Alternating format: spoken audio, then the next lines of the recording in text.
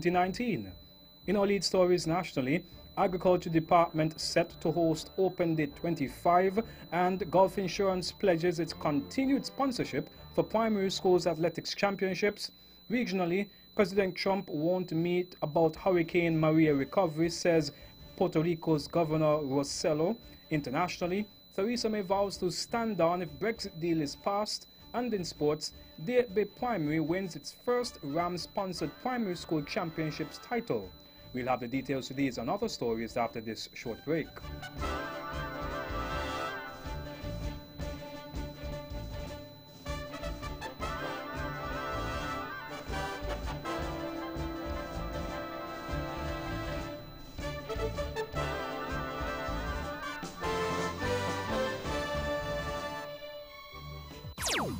Another look. Different from how you've seen it before. Another look. Takes an in-depth look into business, politics, science, technology, religion, and more. Another look. Featuring documentaries from the BBC, regional features, and local ones too. Another look. Every Monday at 3 p.m. on the Eastern Caribbean's powerhouse. Wow.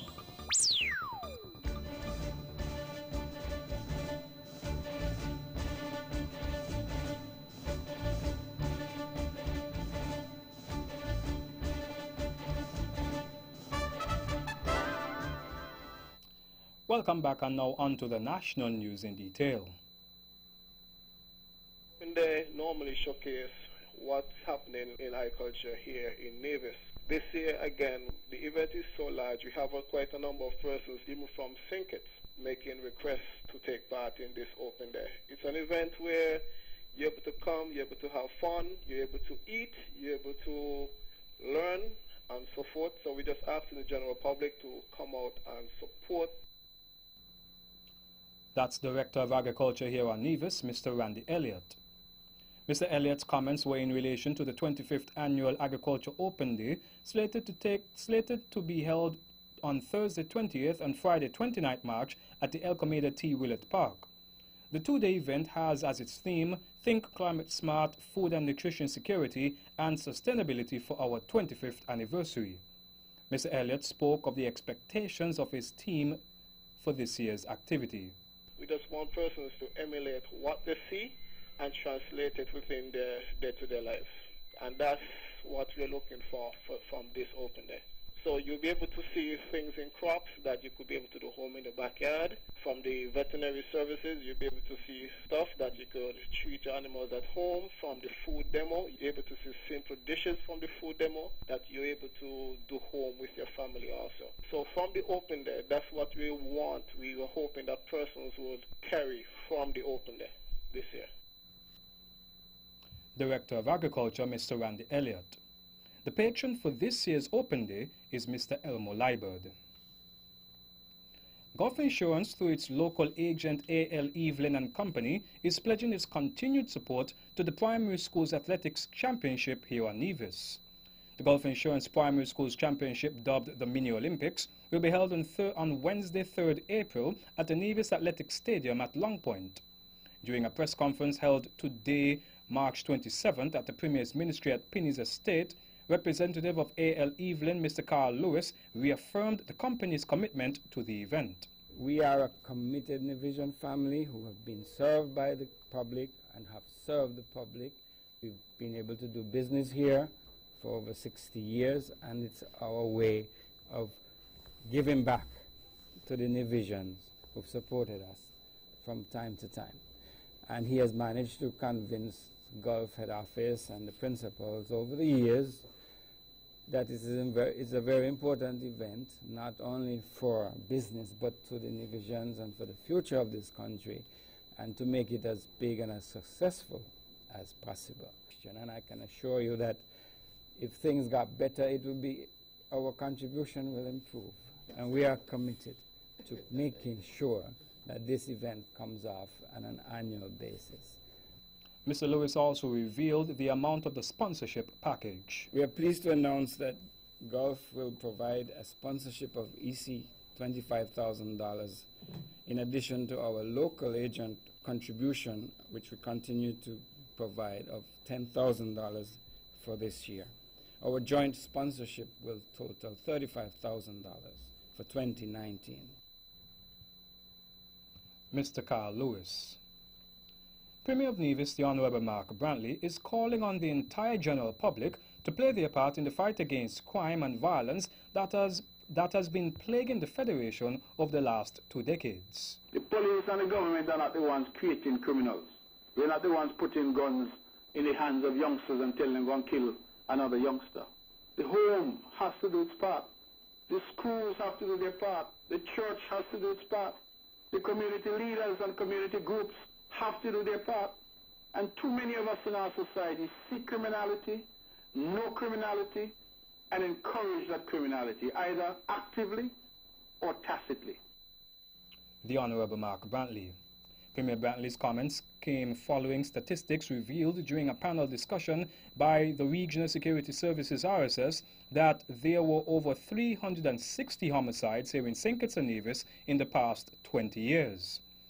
During that discussion, Acting Assistant Commissioner of Police Mr. McCarter Brown disclosed of that amount, 355 were gang-related, with more than 270 of them firearm deaths and 90% of the victims between the ages of 16 and 35 years of age. The discussion was aimed at exploring the impacts of the gang culture. The Premier also had this message for the people here in the Federation. The police cannot do it alone. You could bring the best police officers, give them the most technology. They cannot do it alone. And the government cannot do it alone. So we really need the buy-in of the community. We need the communities around Nevis and St. Kitts to say, enough is enough. We don't want this in our midst anymore. And when they say that, you'll see how quickly the crime problem disappears. Because the criminals then will know, listen, if I go into Craddock Road and make a mistake there, people don't call the police, you know. That's what's happening. So I continue to encourage all of our people to play their part. The Honorable Mark Brantley. Permanent Secretary in the Office of the Prime Minister, Mr. Osbert D'Souza, has said that STEP community enhancement workers will have the hours of work extended in line with what other similar groups are doing. Present at the opening ceremony were Mr. William Phillip, STEP Field Coordinator Mr. Clive Nias, STEP Accountant, STEP Field Officers Mr. Jason McCoy, and the Motivate for Change International Administrative Assistant Mrs. Patsy Chaitan. P.S. D'Souza, who also has responsibility for the Skills Training Empowerment Program STEP, said there has been an attempt by us on the STEP to have a conversation with you in relation to extending work hours up to 1 p.m. According to Mr. D'Souza, just as the government has responsibility to the STEP workers, they too have responsibility to the STEP and the government, and that they are expected to be out in the field producing. Giving the example of the people working at the industrial site who work from 7 a.m. to 4 p.m. for basically the same wage as the STEP workers, he said they have to move away from the mentality of reporting at 7 a.m. and by 9 a.m. they are back in the house. He added that government has a responsibility to pay you, and as such you also have the responsibility to do an honest day's work for an honest day's pay. The second biannual regional forum on the Sustainable Development Goals SDGs began today, March 27th, at Four Seasons Resort, Nevis. Junior Minister of Health here on Nevis, the Honorable Hazel Brandy Williams, who addressed the gathering, said the meeting is timely. This conference, ladies and gentlemen, comes at a time when our Caribbean community seeks to consolidate many of its developmental gains amidst a whirlwind of global challenges. It comes at a time when we seek to redouble our efforts and our commitment to a developmental agenda that is sustainable and people-centered. She also explained what SDGs the forum seeks to highlight. This conference seeks to shine the spotlight on two of the most salient sustainable development goals which are central to realizing that objective. SDG 3 brings into sharp focus the necessity of providing good health and well-being for all of our people. And SDG 5, which serves as a clarion call for us to promote and champion the cause of gender equality in our society. Junior Minister of Health Yohan Nevis, the Honorable Hazel Brandy Williams. Sustainable Development Goals are a collection of 17 global goals set by the United Nations General Assembly in 2015 for the year 2030. And lastly, in our national news segment, St. Kitts and Nevis will receive €5 million of financial support from the European Union under the recently signed Sector Budget Support Program. The installation of energy-efficient streetlights, an underground electrical power supply to 3 pumping stations, and the establishment of an energy unit of just some of the expected outcomes from the initiative. It will also attempt to make basic water and electricity needs more accessible, even in extreme circumstances such as hurricanes. The funding will provide support for the participating of the private sector in the development of the renewable energy sector, further aided by energy reforms which will promote business opportunities. The objective of the program is to develop a sustainable energy sector in the region through the development of renewable energy and energy efficiency technologies in public facilities. And that's the national news segment. You can visit our website at www.vonradio.com, or you can check us out on Facebook at Von Radio or our Von Radio YouTube channel for these and other stories. News from across the region is next.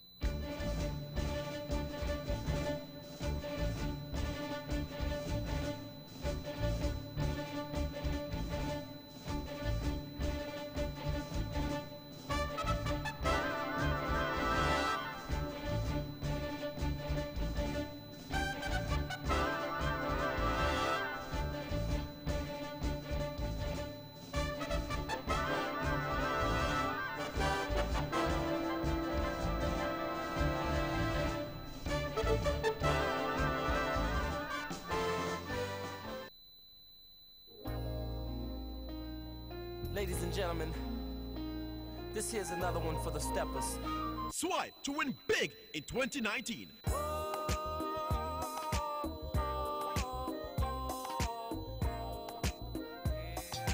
That's right, the Bank of Nevis Limited is once again giving you, our valued customers, a chance to win big.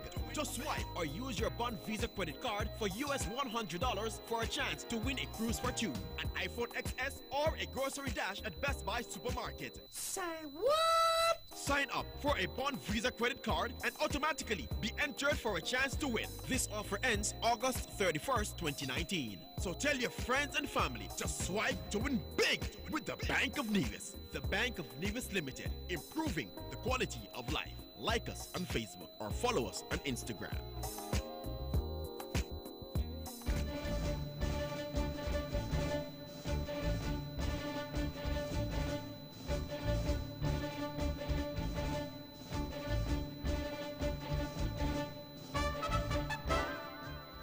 Welcome back and now on to the regional news. In the months after Hurricane Maria, which killed an estimated 2,975 people in Puerto Rico, the island's Democratic governor abstained from joining the local chorus, lashing President Donald Trump over what they see as a botched federal response. However, that fragile alliance has disintegrated as Trump increasingly insists that aid to the island be cut off, a demand he reiterated to Senate Republicans on Tuesday.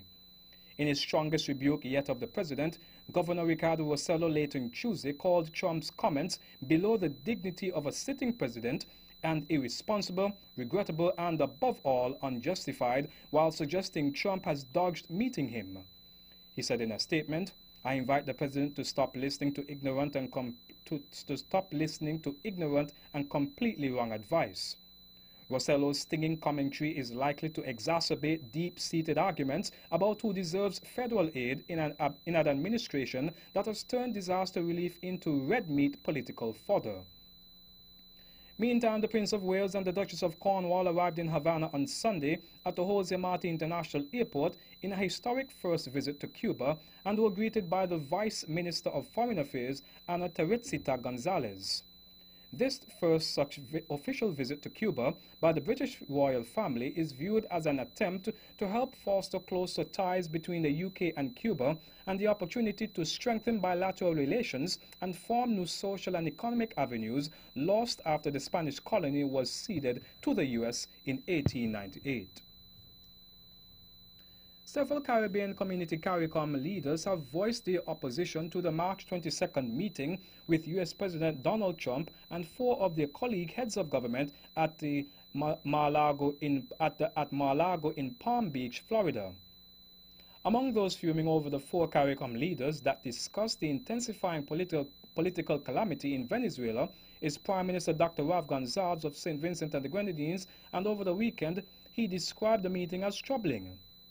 Also taking issue with Trump's meeting was Antigua and Barbuda's Prime Minister Gaston Brown, who stated, and I quote, "I feel embarrassed for those weak-minded leaders who allowed themselves to be used by carrying out the agenda of others." He stated that it was apparent that CARICOM solidarity is being undermined by those who are also determined to relegate the region to an object of history. However, the immediate former chairman of CARICOM, Prime Minister Andrew Holness of Jamaica, is optimistic about U.S. investment in the Caribbean region. Attending the meeting with Trump were Prime Minister Alan Chastanet of St. Lucia, Prime Minister Dr. Hubert Minnis of the Bahamas, Prime Minister Andrew Holness of Jamaica, and President Jovenel Moïse of Haiti, all CARICOM member states, along with President Danilo Medina of the Dominican Republic. Bahamas Prime Minister Dr. Hubert Minnis on Monday announced the government's plans to establish a $1 million culture fund in an effort to ensure that the country's arts sector continues to thrive and grow. This fund, he said, will focus on supporting the development of Bahamian painters, writers, sculptors, filmmakers, artisans, playwrights, poets, musicians, and performing artists involved in projects of cultural significance. Although the government will seed the fund, the Prime Minister also said that the initiative will be open to donations from private donors. Grant applications, he said, will be reviewed by a panel of members throughout the country's art community. Dr. Minnis also indicated that the government plans to launch a public arts and murals program in an effort to revitalize downtown Nassau. And lastly, in our regional news segment, out of Trinidad and Tobago, behave or be sent back home. This is the warning National Security Minister Stuart Young is giving to documented Venezuelans in the country amid news that they, as well as locals, have been threatening immigration officers who refuse entry to Venezuelans freshly arrived. He gave the warning in the Senate yesterday, even as his government promised to let all Venezuelans in Trinidad and Tobago register to work for a year amid that country's continued political, economic, and social turmoil after the standoff between President Nicolas Maduro and National Assembly head Juan Guaido. And that's it for our regional news segment. Stay with us for news around the world.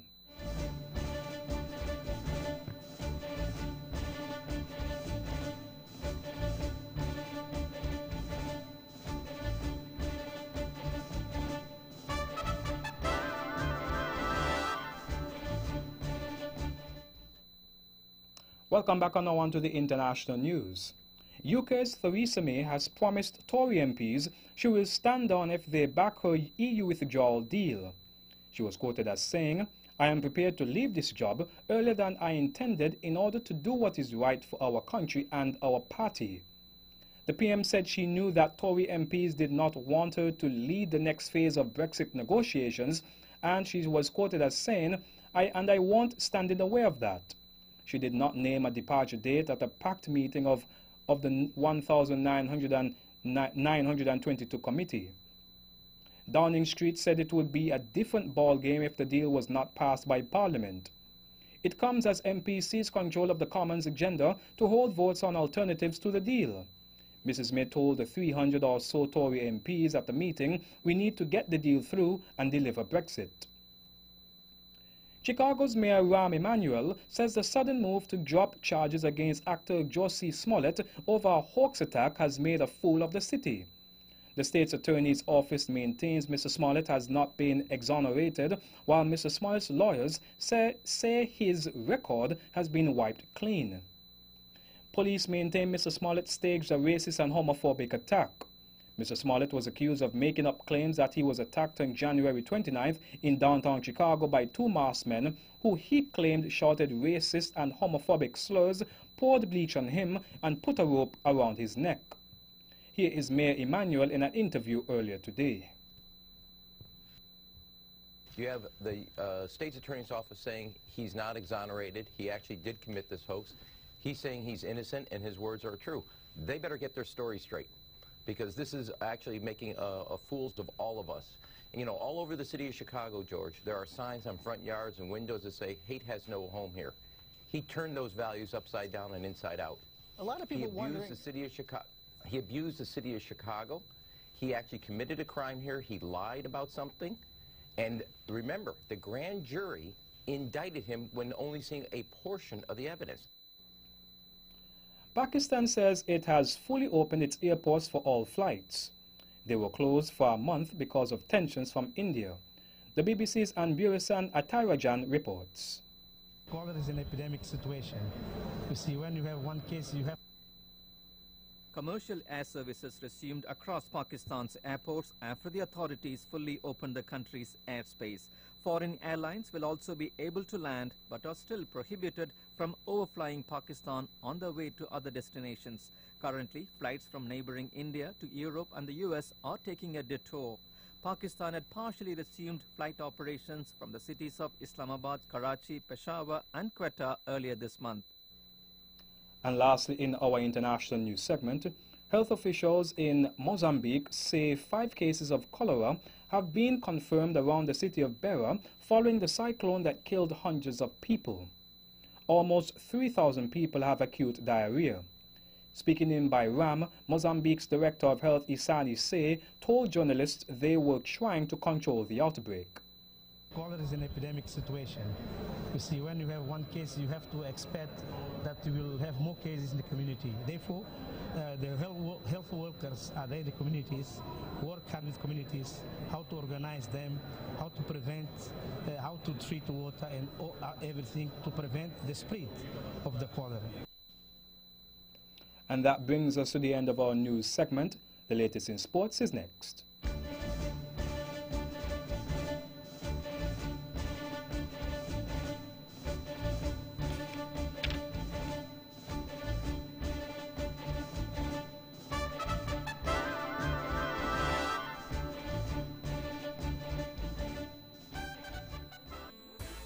Most of us spend the better part of each weekday at the workplace. So why not make your office environment the kind of setting that helps you function at your personal best by outfitting it with top quality furniture, high-end photocopiers, printers, versatile office supplies, and the latest technology. The friendly and knowledgeable staff at the TDC Business Center are happy to provide you with personalized service to help you create an office space that's the total package. TDC Business Center, providing solutions that work.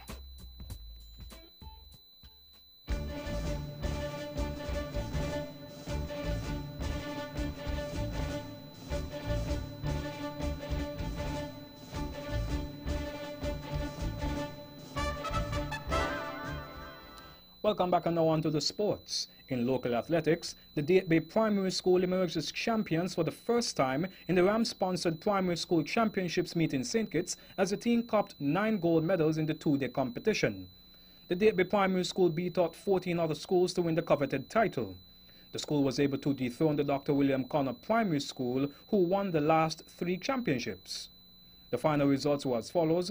First place, Date Bay Primary with 9 gold, 5 silver and 4 bronze. Second place went to the Keon Primary School with 7 gold, 10 silver and 8 bronze. And third place went to the Dr. William Connor Primary School with 6 gold, 9 silvers and 8 bronze. In some more local sports, the annual cross-channel swim between St. Kitts and Nevis will take place this Sunday, March 31st at 8 a.m. So says Chief Coordinator of the annual cross-channel swim, Winston Crook. According to Mr. Cook, the event, which is in its 19th year, some is expected to see some 196 individuals from all across the world to register for the event. For persons who would love to watch as the swimmers make their way towards St. Kitts, the Tango 2 will be available at a small cost for those spectators. The route will commence at Wally Beach here on Nevis and end at the Park Hyatt in St. Kitts, where there will be a grand reception. Meantime, the Nevis International Secondary School held its annual sports meet and fun day at the Flats in Coal on Friday, March 22nd. At the event, Blowers emerged as champions and Goalhouse took second place. In some more athletics, the race for the Moritimer Jeddies Trophy is expected to go down to the wire, but yesterday's opening day of the ISSA Grace Kennedy Boys and Girls Athletics Championships showed little indication of the excitement to come as the major contenders quietly went about their business inside the National Stadium in Jamaica. There are concerns, however, for embattled Calabar High School star Christopher Taylor, who seemed to suffer some discomfort while coming off the turn in his 200-meter prelim win in a time of 21.69 seconds. Meanwhile, Jamaica College's J.C. Tajay Bromfield suffered the first major elimination of the 5-day campaign when he finished 8th in the boys' open javelin throw.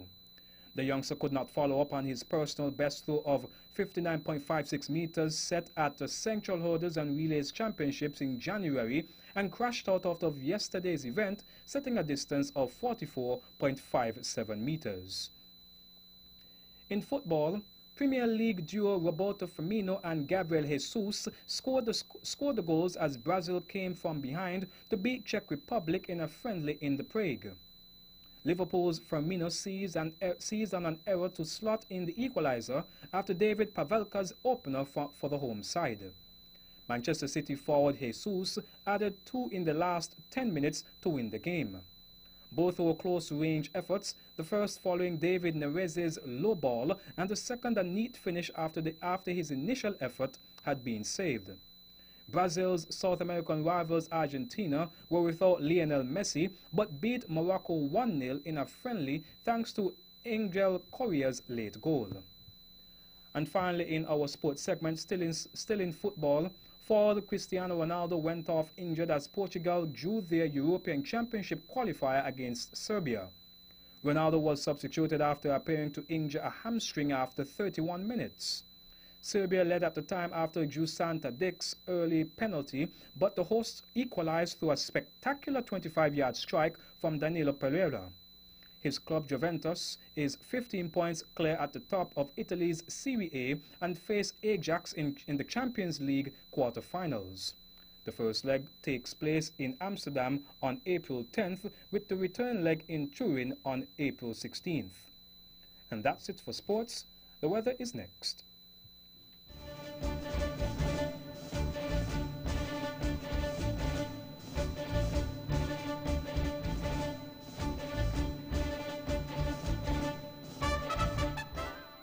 Welcome back. Tonight's weather will be fair to partly cloudy with a slight chance of showers. The winds are east-southeast at 19 to 30 kilometers per hour. The seas are 1.5 to 2.1 meters or 5 to 7 feet. Small craft operators should exercise caution. The sunrise tomorrow will be at 6 a.m. And that's how we wrap up the major news package for today, Wednesday, 27th March 2019. Before we go, let's take a look at the headlines once again. Nationally, Agriculture Department set to host Open Day 25, and Gulf Insurance pledges its continued sponsorship for primary schools athletics championships. Regionally, Trump won't meet about Hurricane Maria recovery, Puerto Rico's governor says. Internationally, Theresa May vows to stand down if Brexit deal is passed. And in sports, Date Bay Primary wins its first Rams-sponsored primary school championships title. On behalf of the rest of the news team, I am Jarvis Brown wishing you a pleasant evening.